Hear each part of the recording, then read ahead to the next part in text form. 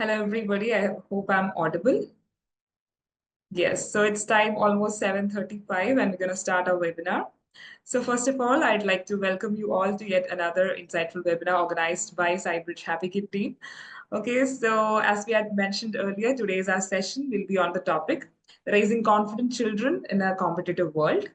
So I'm sure that in this group we might have parents, educators, caregivers, and somehow we might be interacting with children, right? And we all want our children, to nurture our children, not just in a not just to be successful, but also we want our children to be very emotionally resilient, very smart and confident kids, right? But then balancing all these ideals in middle of the societal expectations and fast-pacing competitive world can be a challenge, right? So this webinar is actually going to help you or benefit you a lot in providing many practical strategies, thoughtful insights, and also meaningful guidance in empowering our younger generation in a very holistic manner, right? Okay, so and we are also very honored to have with us a very distinguished expert with us today in this field, Ms. Natasha Dique. She's currently a personal and well-being counselor and deputy child protection officer at Srinidhi International School, Hyderabad. And with her years of experience in counseling and her commitment to child protection and well-being, she has positively impacted the lives of many year children, students, and also families. Okay, so we are so privileged to have you, ma'am, with us today, and thank you for joining with us Thank today. you. Yes, ma'am. So we'll shortly begin our webinar. Over to you, ma'am. All right. Thank you, and a very good evening to all of you. I can see some of my colleagues here too. Thank you. Thank you for joining. So, we have this day and age, there are so many books available on parenting, so many videos available on parenting. So now, what is the right, what is wrong? Most of us go through this confused state of, am I doing the right thing? Me being a mother of three, there are times when I wasn't sure whether I'm doing the right thing. What is happening to me? There were so many questions have come up, and in my day and age, when I'm bringing up my kids, it was I go with my gut or ask my mom, ask older people, what is happening. So now, I have a question, and it would be nice if you all can answer. It's a are we raising resilient children or anxious perfectionists? So this is a question to all of you. What are we doing with the new generation of kids? What are we doing with our kids? Are we raising a resilient or an anxious perfectionist? Now, if I take back, do you remember a time when you felt overwhelmed or insecure as a child? How did it shape you? Most of us, we all have been there, been sitting in those classrooms, gone through so many assignments, exams. In our time, it was all exams. During that time, how did we feel? Right? So let us go through. First, I would like to, so I will be sharing about three case studies, three stories, personal stories with you all. And let's see what your thoughts are. So the first child is Maya. All right, my question was, it is a double-edged sword, the question. Are we raising a resilient child or an anxious perfectionist? Now, there is this frozen, but anyway, I will go to the story of Maya. Maya was a bright, eager child, always striving for perfection. Her days were so full of tutorial, extracurricular activities, endless homework. Her parents were well-intentioned. Like all of us, we want our children to do well. So the parent was also sending the child from morning till evening, keeping the child occupied, one activity after the other. So Maya's days were full of activity from dawn to dusk. She was juggling with competitions, piano lessons, and debate club. As the week turned into months, Maya began to feel overwhelmed. This is a happy child. You look at this child every way. She is so bubbly. She's so happy with friends, with attending so many competitions, coming top in all the exams, everything. Now, once Her bright eyes now held a tired, distant look. She started to withdraw from her friends, neglecting her hobbies, and losing interest in the activities she once loved. The constant pressure had taken a toll on her mental and emotional well being.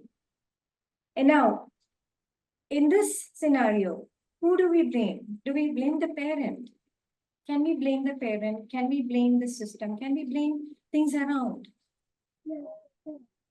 Um, can we, if I ask this question, you all, what would your answer be? Can someone be responsive?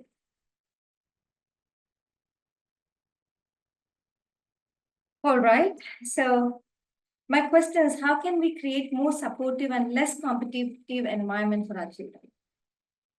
Like I said, everyone, all of us want our children to be, doing well in everything. So now, in this scenario, how can we be more supportive? How can we help children overcome self-doubt and believe in themselves? So there was a point. It really, the child was doing so well, the child was enjoying, but then the pressure, the academic pressure, the pressure of being there on top, that made the child feel really overwhelmed. Now, once this child who was such an excelling from every areas and academic extracurricular activities, her parents well-intentioned, what happened to this child? The child became a totally demotivated and, didn't want to go back to school, didn't want to do any of these things. So this is the story of Maya. So if I ask you all, what are the strategies we can do? So I will discuss these things in the as we go over to the next stories. Now the second one is a child, Alex. I am not able to move my. Okay. Okay, so this is Maya. This is Maya who was really, really doing well. And look at her face. This is the child who was one time showing so much of eagerness, want to do, the bright child. But I'm not showing the side of Maya who was not, the down and distressed Maya. I'm not showing that. Now, Maya was constantly pressured. And then what happened? The burnout.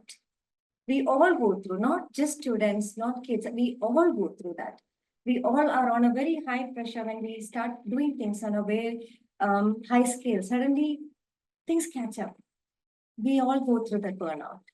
How can we help them? Now, this is Alex, a child who struggles with a lot of anxiety.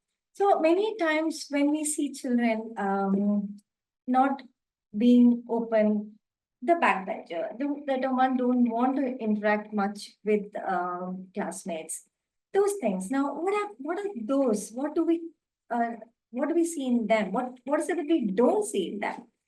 Alex was quite introverted child. He preferred the solitude of his room, lost in the pages of book to the chaos of playground. Social interactions filled him with anxiety, his heart pounding as he watched other children laugh and play. He yearned for friendship, but lacked the confidence to initiate conversation. The fear of rejection and embarrassment held him back, leaving him feeling isolated and lonely. His low self-esteem further hindered his social skills, making it difficult to believe in himself. Alex's shyness often led to misunderstanding. Others perceived him as aloof, unfriendly.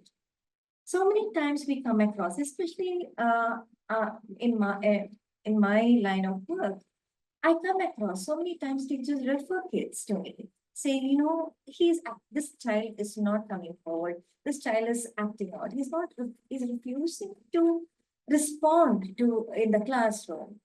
Even this morning, I had my appraisal meeting with my coordinator. So he was talking about a particular student saying, what? It is difficult to bring him out for anything. We need to really go and pull him out. We wonder what is happening with him. So this is what is happening is the shine. Most of the time, it goes as he's shy. She is shy. She doesn't want to talk in front of people. But what is going behind? There is a lot of emotional they are going through so much inside within themselves. The anxiety, the social anxiety is not a joke.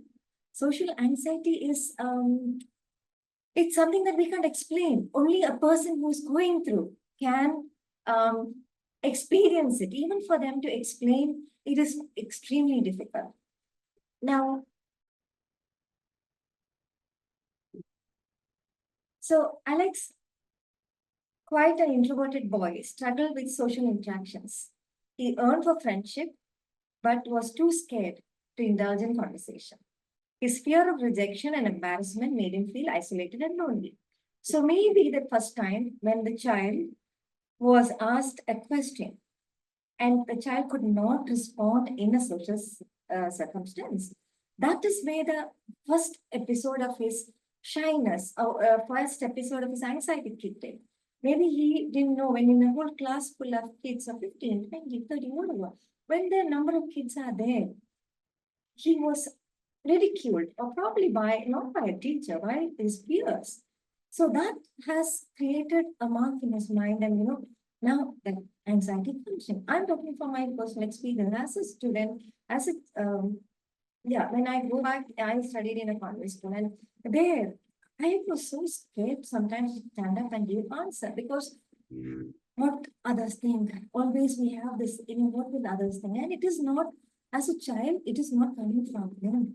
It is the parents, it's the society always keep telling, look at this one, what will others think?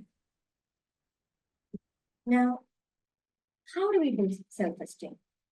Positive affirmations. Make the child, keep telling the child how good the child is, what he can do about it. Unconditional love. We, this day and age, we give them the unconditional love and empathy. Be empathetic towards the children. Celebrating achievements. We celebrate the achievement, especially when we identify a child who is going through these issues of social anxiety, pressure of performing. If we be more compassionate, we try to understand that what is happening to them. Celebrating the achievements really makes a big, even for us, even till today. If someone tells you, you've done a good job, how does that make us feel? We all, inside all of us, we want that, validation. The validation gives us more boost to do things. This is Olivia. Now, Olivia was a perfectionist. Olivia wanted to do everything to the core. Every assignment, every performance had to be flawless. She spent countless hours studying, practicing, and redoing her work, striving for the perfect skill. So if we look back among us too, there is Amaya, there is Alex, there is Olivia. There is all in each one of us, or each one of us have encountered one of these kids or all of them. Now, fear of failure haunted her. Fueling her relentless pursuit of perfection, she was afraid to make mistakes, to be wrong, or to be disallowed. This constant pressure to be perfect took a toll on her mental health. So among us, we have those, right? There are some Olivias in us. We want to be perfect in everything. From starting the day, you want everything to be perfect. When we are doing an assignment, we want to be perfect. Now, there are a lot of kids who are doing that. They want the perfect, everything to be perfect. Now, she experienced anxiety, insomnia, and loss of joy in learning. Once upon a time, this child who wanted to learn, wanted to do things. Over a period of time, again, burnout. Olivia's perfectionism also affected her relationship. She was often critical of herself and others, setting unrealistic expectations that were difficult to meet. This led to strained friendships and sense of isolation. So when we look at kids, there are some kids who are always not in a perfect friendship. They may not be able to maintain relationship, maintain friendship, because in their mind, they want A, B, C, D, E, F, G, everything in order. But the person who's sitting with her or the person who is um, being a friend of her may not be. So the person, Olivia, may start feeling, okay, this is not the right company for me. I want the perfection. This is not helping me to grow. So a lot of thoughts, a lot of thought process go through the kids, and they have issues in maintaining a proper friendship. Olivia was a perfectionist. She spent countless hours studying and practicing, striving for flawless performance. The fear of failure consumed her in anxiety, insomnia, and loss of happiness and learning. Now, how do we foster resilience? Now, these three stories that I have mentioned here, how do we make a resilient child? How do we bring a resilient child? I will go back to the first question of mine. Are we raising resilient children or anxious perfectionists? After listening to these three stories, what would be your take? What would be your contribution? Can somebody say something? Can we have a small discussion or someone want to speak up?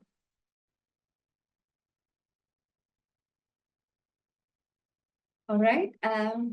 Since no one is volunteering, let's move on. Good evening, ma'am. Yes. This is Rajesh here. Yes. Wonderful start to the webinar with some realistic stories which we often see are in our surroundings. Now, the question was thought-provoking. Are we, bringing up resilient individuals or, perfectionists who are born with anxiety? I think, the percentage of perfectionists with anxiety is growing up as we are seeing around. And these three stories, we see a bit of everything in this young generation today. They are having good dreams, but they are anxious. They have a parent population who have expectations. Somewhere there is a mismatch. So I think, we have all the three characters in our generation of children today. So it's very difficult to, say that do we have a foresight kind of a thing, or do we need to be pessimistic in life? But how do we mix upon everything and how do we वो help this बच्चों का teacher का is मैं most including important for us, ma'am. Thank you, Rajesh. Thank you so much for interacting. I will come to that. So I just want to make sure that everybody is active and paying attention. Thank you so much for that. Yes. Now, how are we going to balance all these things in today's generation? Now, we teach them problem-solving skills, equipping children to handle challenges. Most of the time, we are giving everything to them on a silver platter. When we are providing everything, what is the challenge for them? Embracing failure. How many of us are teaching children it's okay? It's okay to fall. It's okay to fail. But some of the parents don't want that. I know a couple of my friends who used to say, no, it's number one. Anything less than number one is not. So when the child start hearing these kind of comments, it is putting a lot of pressure on them. So a part of it is our responsibility, how we are going to be raising our children. How are we going to impart those, it's okay to fail. It's okay to the problem solving skills. How do we navigate through Maya's and Alex and Olivia? How are we going to navigate all these personalities, right? Building emotional intelligence. That is one of the strong areas. Now the children, in teaching them more in emotional intelligence.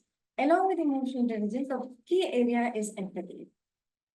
How often are we teaching them empathy, kindness? Now, setting age-appropriate expectations. We can't have expectations, what we said, for a primary year, for a middle year. and a middle year for a 11th and 12th. So it is setting age appropriate expectation. Primary year kids come home and say, you know what, I don't want to do anything today. I just want to play.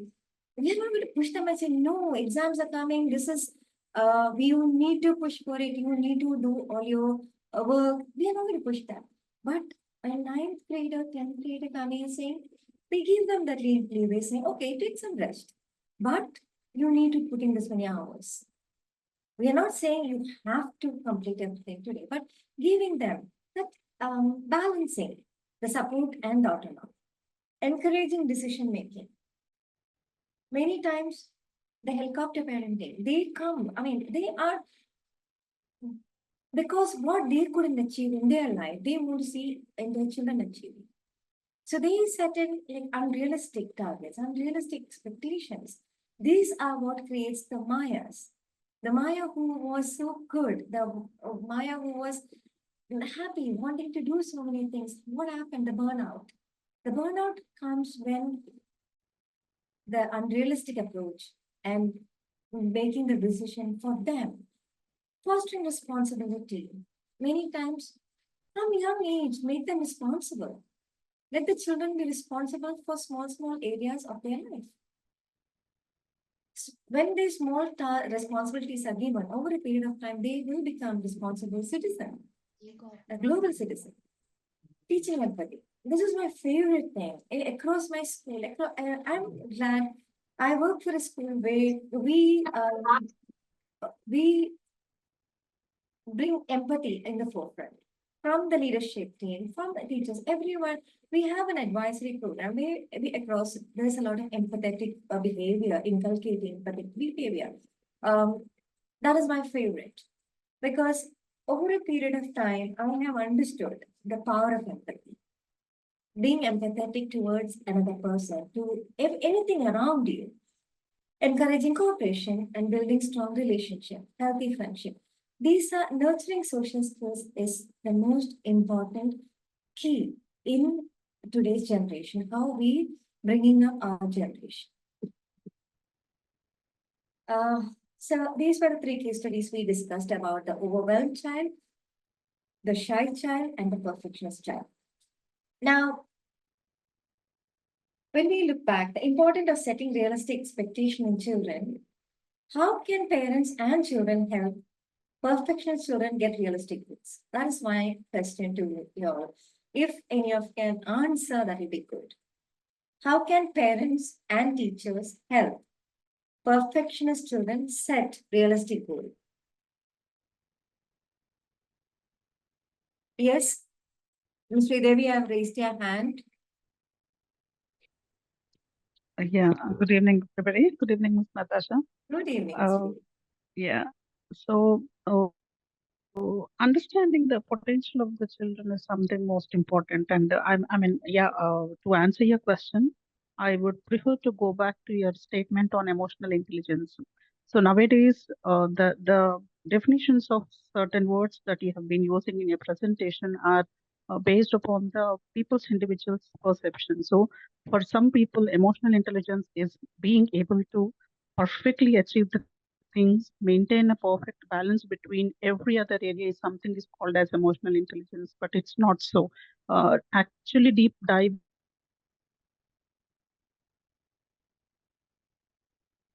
Hello.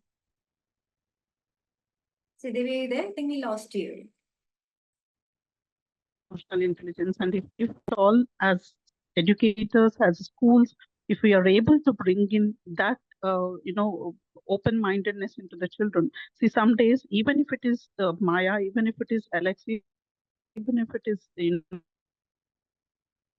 Olivia, there are days where they see that they are at the bottom level of their curve. So it is okay for them to be like that. So what is most important is, do they have people who do not judge them for what they feel, for what they present, for what they achieve? If there are certain people who we are able to create such an environment for these children, that makes any kind of children to come out from that zone and then to help them, whichever the category that we are. That is in my personal opinion. So creating that ambience is most important for children, that safe, trust environment.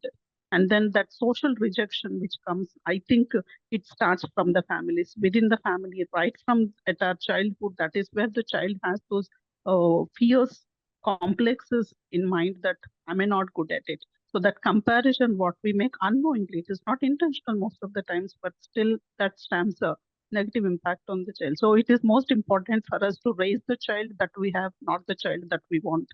So that is something what as an educationist, I feel that uh, as parents, as educators, we should be, focusing more at our end.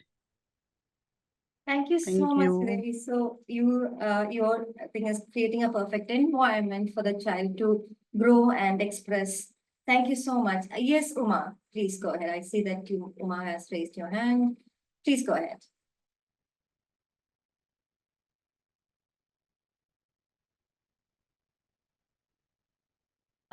Miss Uma, are you there? All right. Hi, can you hear Yes, me? yes, Can you yes. hear me? Please go ahead. Hi, Natasha, Uma here. So nice to hear you talk about something which is very important, and I really appreciate the points which you are bringing forward. And to me, I feel for every child, the first step starts from the home and the environment which is created from at the home, and for which the parents have to create a very safe environment, as Ms. Sridevi just mentioned before. That is the most important thing, because from there is where a child will either become overwhelmed or may become a child or may become a perfectionist. So the onus lies on the parents first. In fact, I was just watching a TED talk, which is with where the child is saying the first 5 years of my development, parents, the connection which the parents have with me is so, so important. So parents, please pay attention to me in the first 5 years, because that sets the ground for my future development and all, because that's when my neural connections are happening and all that. So onus lies a lot on parents, and the teachers can only support that, is what I believe. Thank you. Thank you. Thank you so much, Dr. Uma, for that. Thank you. Yes, so that was very insightful sharing, Ms. Sridevi and Dr. Uma. Now, is competition something that we can avoid? The world is full of competition, right? Now, our world today is so competitive, it influences even the youngest member of the society. When we talk about competition among the kids, in the classroom, we see the competition. So competition is starting from birth. There is competition because they keep hearing a different kind of comparisons. So they grow with again what Uma said, the neurotransmitters till the 5 years of age. What is happening? Things are they are listening to these things, and everything they're processing. We may not understand, we may not realize the children are processing everything through all their five sensory areas. Now, while competition can be a powerful motivator, it can also be sometimes harmful. It can be a destructive area also. Um, Now, the positive side of competition is motivation. It motivates you. When you have a competition, yeah, I want to do this thing. There's some element of motivation there, skill development, resilience. So these are all the things that are positive side of competition. By facing challenges and setbacks, children can build resilience and learn to bounce back from failure. So yes, yes, Miss Uma, yes, you have raised your hand. Um, okay. All right. I think that was a previous one. Now, the negative side of competition: increased stress, anxiety, lowered self-esteem, reduced creativity, damaged relationships. Now, when we go back to the overwhelmed child, Maya, the shy child, Alex, the perfectionist child, Olivia. When you look at them, you see the increased stress and anxiety. That was the negative side of competition. Lowered self-esteem in the shy child, Alex. Reduced creativity in the perfectionist child. damage relationship, again in the perfectionist. So the flip side of competition is these are all the things that a child goes through. Now, how do we strike a balance? The world is full of perfection, imperfection, competition, positive, negative. Now, how are we going to strike a balance? To harness the positive aspect of competition while mitigating its negative effects is how do we do it? Well, growth mindset. This is something, again, in our school, we inculcate among students and teachers. Growth mindset encourages children to view challenges as opportunities for growth and learning. We need to make the child understand, yes, I can do it. Everything has got a positive and negative side. How am I going to navigate through that? Now, when we navigate through all areas, using emotional intelligence, using our prioritizing what are the things that we need to face in life. So when I go back in the role of parents, educators in fostering a positive and supportive environment, what is the role? So prioritize effort over outcome. Emphasis the importance of hard work and perseverance. So when we are prioritizing effort, let us look at effort. How are we going to do it? Rather than looking at what is it going to happen. When we start doing things, when we put in the effort, outcome will also be good, right? Now, promote self-compassion. Teach children to be kind to themselves and to celebrate their achievement no matter how small. Every small thing, have the gratitude. Be grateful for small things in life. When we start being grateful to small things around us, that builds up the small areas of our, whatever the function, the areas. Every morning, what are we grateful for? This is something that over a period of time, I have started doing it for myself, and I've seen the difference in my life. So, morning and evening. Morning, when I'm waking up, I'll just 5 minutes, I just stay in bed and just bring my day into focus. What am I grateful for today? At the end of the day, again, reflection. What am I grateful for? Many times, the children in today's day and age, everything is provided for them. Everything is given. The moment they show that, that slightest need or want, parents are ready to provide. So when you are getting things over and over, everything is provided, they forget the gratitude. There is somebody who is not getting everything that you want. So as part of CAS, that is the community service program, from our school, we had taken a great number of students. No. One of the schools that underprivileged school, and it was so amazing to watch these children. They have no computer, they have no laptop, they have no gadgets. They all took me back to my old age where we used to run around during our break time. We used to wait for that 15 minutes or tea break or lunch break. We finish eating quickly. We just run out and want to make the meaningful connection. We want to make that meaningful conversation. I mean, we never knew it was meaningful connections or conversation, but it was joyful moment. It was joyful talking to people, just running around, playing. That is missing in today's age. So the gratitude, these small things, make them understand how grateful they are for things that are in their life. Nowadays, a lot of parents are reaching out to mental health professionals for addiction, mainly screen, gadgets. How are we going to stop that? Yes, COVID did unleash this monster of gadget addiction. But then how are we going to reel them back, right? Limit screen time. It is a difficult thing.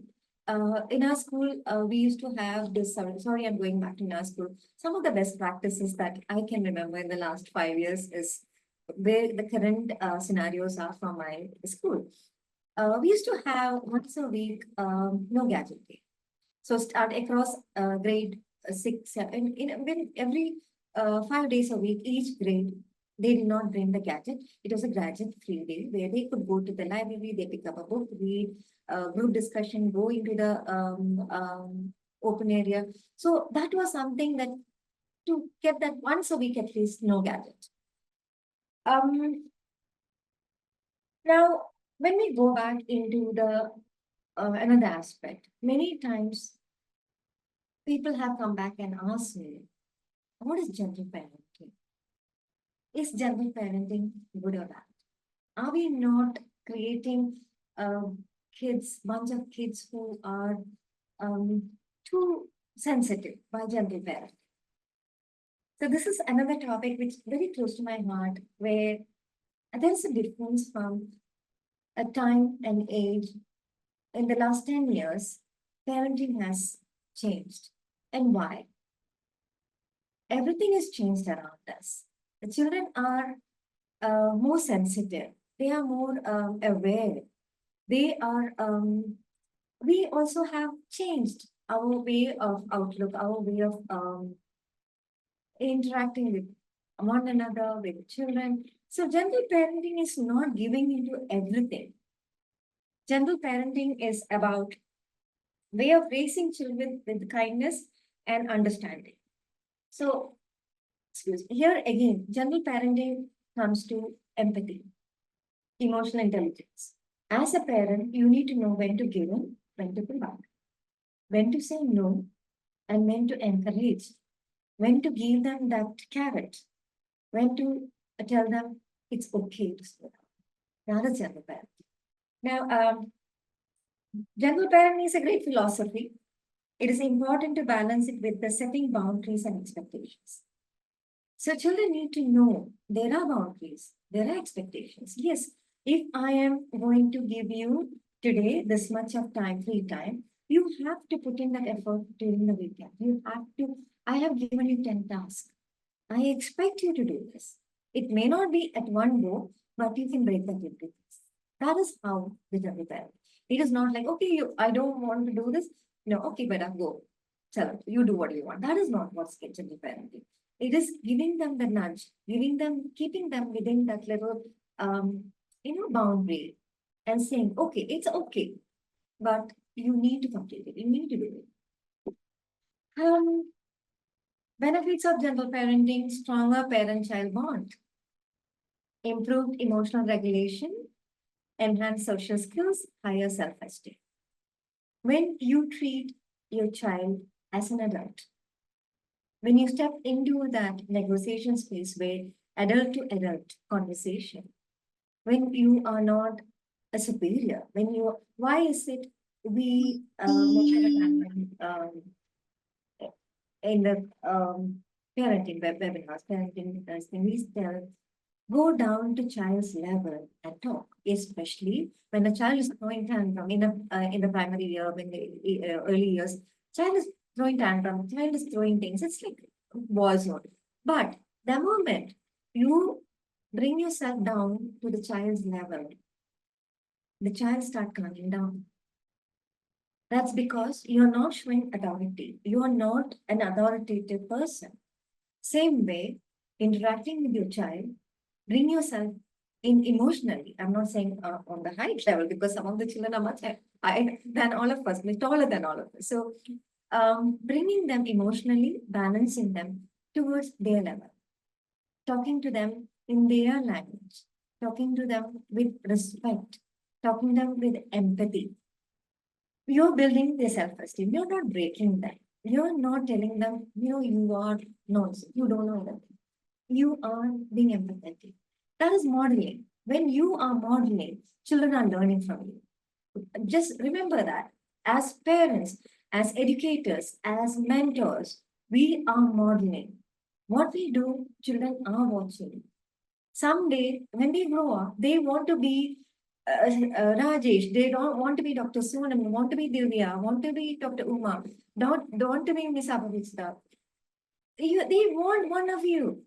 So when you are, when children are watching, we have to be the model for them. Now, ultimately, the goal of general parenting is to raise a well-adjusted, kind, and empathetic children. Now, with that, I'm kind of concluding. I will open the area for question and answers.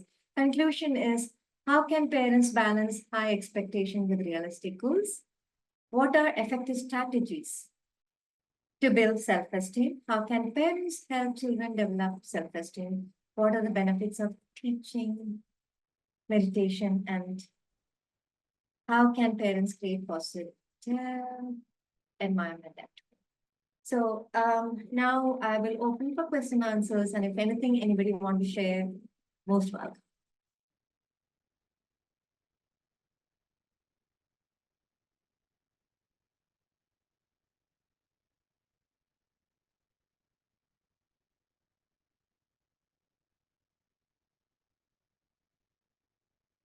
Yes, Narins, please go ahead.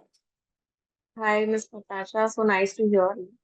My question to you is that how do we develop growth mindset? Are there any strategies, any procedure for younger students, younger Can you children? repeat that once again, please?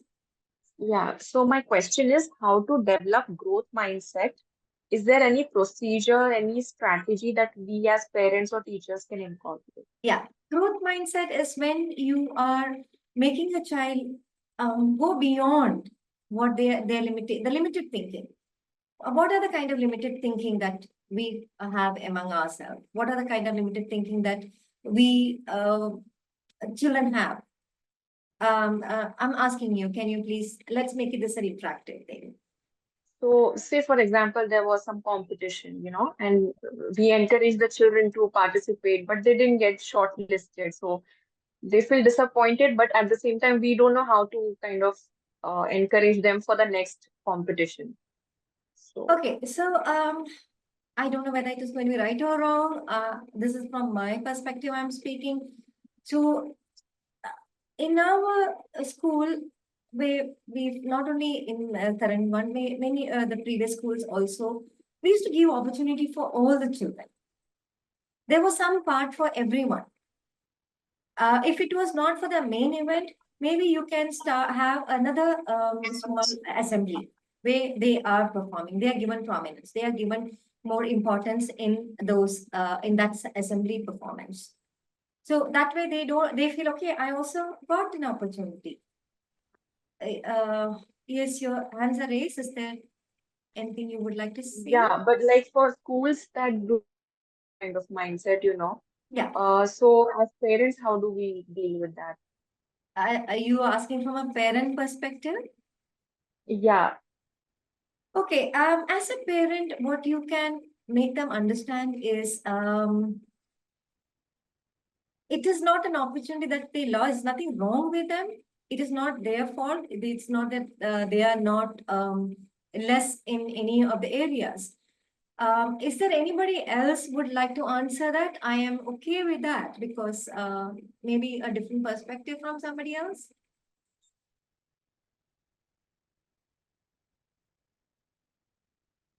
Yes, please go ahead. You are muted, Uma. I think you need to unmute. Yeah, Yes, go hi. ahead. Can you hear me now? Yes, you are audible. Yeah. So I think slightly differently. I feel as a parent, we need to teach our children that in life, I mean, it starts very early that there will be successes and there are going to be some disappointments. The disappointments doesn't mean that's the end of the world. That's how we teach them resilience and grit, that there will be disappointments in life, but it's okay. We move on and we go to the next. So it is okay to not everybody can get selected. It's okay if not this, maybe next time you'll get selected, and we practice for whatever it is and things like that.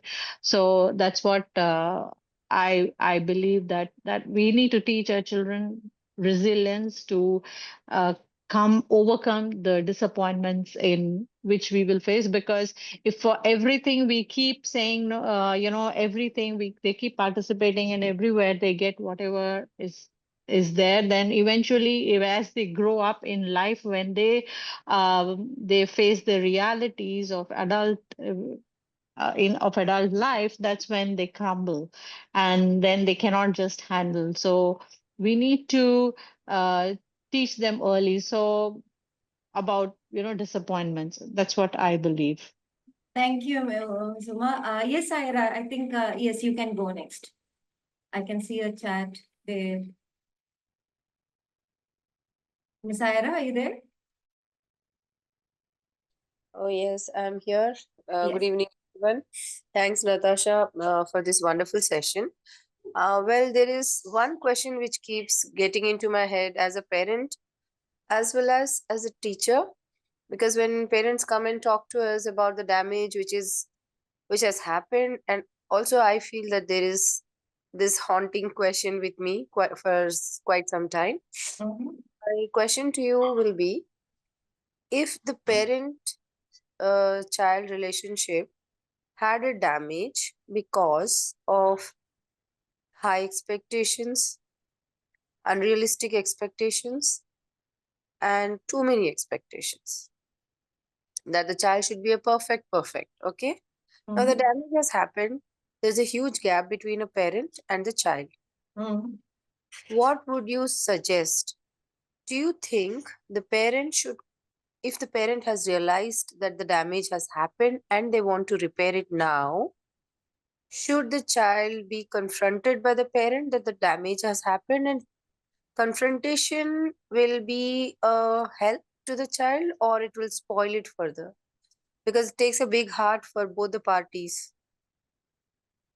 Okay. Saira, first of all, it's not confrontation. Okay. You are not trying to confront your child. It is about making them understand. That is Uh-huh. with empathy, without Okay. breaking a child's self-esteem.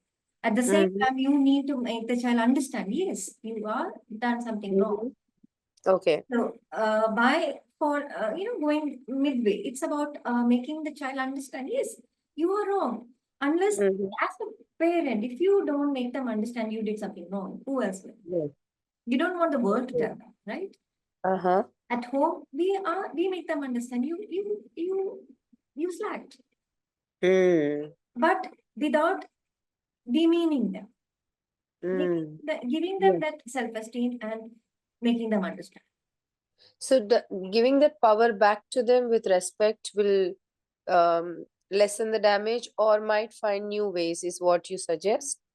Giving them the respect and let them make decisions. In my previous slide, I did say about Uh-huh. the respect. I mean, making them responsible. Uh-huh. We need to make them responsible for their action, making them responsible for their choice. We Mm. can't be an helicopter. We cannot be there directing every areas of their life. Yeah, that is true. So it Yes, is but them. then you They see. have to make a decision. We Mhm. as parents, we are there to direct them, Yeah. give them the nudge. This is where you're going wrong. This is where you're going on. Go follow. But like Dr. Uma said, yes, we need to make them understand. It Mm. is not always. I saw that it's not snowflakes. We are not building a Mm. snowflakes. We That's true. are making them empowering for the future or for the big Yeah. world out there. Everybody is not going to be kind out there. Exactly. Yeah, that's true. Very well said. Yeah. All right. Okay. Thank you. Yeah, Thank you thank so you much. for that. Anybody Thank you for, else? yeah. Hi, Natasha. Good evening. This is Prabha here. Good evening, Ms. Prabha. Yeah, I wanted to ask, is bribing a good thing, a child? If you do this, if you finish your homework fast, I'm going to give you this. If you do something and I'm going to promise to buy you something, is it a good process to bribe the child? Personally, I don't agree to it. I mean, I would like the child to know there is a ownership. If you're going to bribe them, you're taking away the ownership. Why is the child doing that? Why is the child has to complete homework. Why does the child have to help in the house with some chores? Why? For that, why do we need to bribe them? He's got used to that bribing thing, that he wants something, so he will, or she will do that work. We need to unlearn that habit. Okay. So it's not a good thing. I personally, I wouldn't do that. Thank you. Ma'am, hello. Yes, Mamta, tell me. Hi, this is Navta. It was a very wonderful session, ma'am. Thank you so much. Thank you. I just want to add on. I'm sure you guys all are very, professionals. So, as what last ma'am said regarding bribing, there is this technique called, behavior modification using reward techniques, which Yeah. is positive and negative reward system. So I think if we use this in a proper way, wherein if a child is shown a good behavior, you reward it with something that the child is craving for. And if the child is not doing according to its expected behavior, then you should give punishment, because that is when the child knows the boundary, whether should I do it or should I not do it.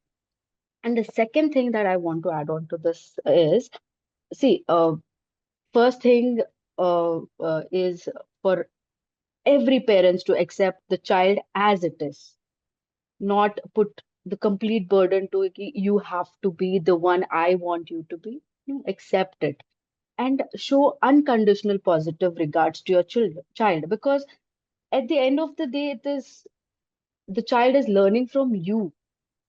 So if the child is showing some negative behaviors or any sort of unaccepted behavior, it is mainly because it has seen you do it with others. So if you are careful about, all those behaviors that you show it with others, the child will definitely learn. If you are showing empathy to others, the child will also learn. If you're showing, kindness to other people, the child will learn. So So basically, you're technically, saying modeling. It's a yes, modeling that yes, births the yes. child. Yeah. Because most of the behavior is through imitation, and we learn through imitation. So if we put a little effort in modeling that behavior, the child will do wonders. Thank you, And Mamta. also, that is one thing. Last one more thing I want to add on is, see, there is a lot of difference wherein the child wants to do everything, and even parents want their child to be good in everything. But one thing is, not everybody can, become a good doctor or an engineer. First, identify what your child is interested in, what your child is capable of, whether he's good in dance or good in arts, good in studies. And if you want your child to be successful and happy, you should support them in that way, not just push them towards, okay, now you have to take science and you have to become a doctor because we have a family of doctors or we have a family of engineers. Just go ahead, try different options. Find one should enjoy what they are doing. So only then there is not going to be any stressful situations, or there won't be any trauma. So that is what I wanted to say. Thank you so much. Thank you so much. It's lovely share. There was, I'm sure most of questions have been answered there. You've done a lot of, I'm glad this was interactive. It's just not me talking and sharing. There was a lot, a collective contribution. Thank you so much. Thank you so much, Magda. Anybody else would like to share any of your understanding, your perspective, your knowledge?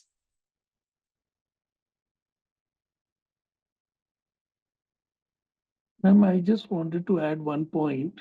Yes. The starting question, what that was asked about, not being selected for a competition. How do we handle such children? I think, we should, as a school and as a teaching community, encourage participation as a winning habit than winning as a habit. Because, I was raised with the notion that participation itself is winning. So in my childhood, we participate, we are as good as any other winner. So I think that is lacking now. We need to tell as parents to the children that you have participated, so you are as good as a winner there. And also the school also, I guess, should have a mechanism wherein a participant is also, if not equal to a winner, at least acknowledged by a small way. That's when the participation, or because after all, it's a teamwork. There's no single winner in any competition, I believe. It's all a party. I mean, even if you're a single winner, he has become a winner because there is somebody who has competed against him. So there is a participation there. So I think, participation is the key for everything, and, acknowledging the participant. If not, if he has not reached to that, finals or that competition and all, that is also one of the strategy that we as a school and parents also should, talk more about that. Because sometimes resilience, building up resilience on being defeated doesn't help. But I think more than that, talking that you have participated, that itself is a winning habit, might develop that kind of a positive mindset in that child. Thank you, ma'am. Thank you, Ravish, for your contribution. Yes, participating is more than winning, and yeah, most schools still have those ranking systems, and it's quite surprising where you are given those, 1, 2, 3. That it is, I don't know, it is mixed expressions. People have their own views on that. And anybody else would like to contribute, or shall we?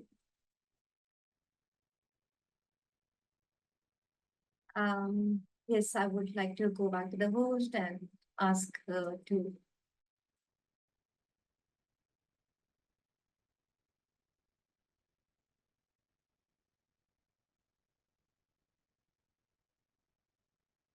Anybody else? So if nobody else is going to be no questions or no other point, I think we can wrap up this. Thank you. I want to, yes, Kirti.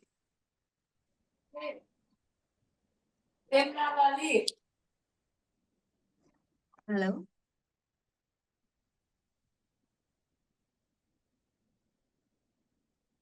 Twinkle, would you like to take over from here? Yes. Is there any other queries or questions from the participants? Okay. Okay. So it's almost time to wind up our webinar. So I'd like to thank you, ma'am, Natasha, ma'am, for such a wonderful session, for delivering such a wonderful session. Like our participants also were so engaging today. All their doubts were cleared by ma'am. Thank you so much, ma'am, for such a wonderful and insightful session. And also to all the participants, thank you for participating in today's webinar. We also have such wonderful sessions or insightful sessions all on our way. Natasha, ma'am, also will have more sessions of her in our coming webinars and coming workshops and all. So hope for the best. Yes, so stay tuned, guys, and thank you so much for participating once again. Thank you all. Thank you for for facilitating this, and really it means a lot. And all the participants, all those who contributed, thank you so much. And have a good week. Yes, ma'am. Yes, our participants are actually. Yes, we do have super good feedbacks in our chat box. Yes, thank you, guys. Okay, I think I will be going Yes, off. yes, ma'am. All right. Thank you. Thank you so much.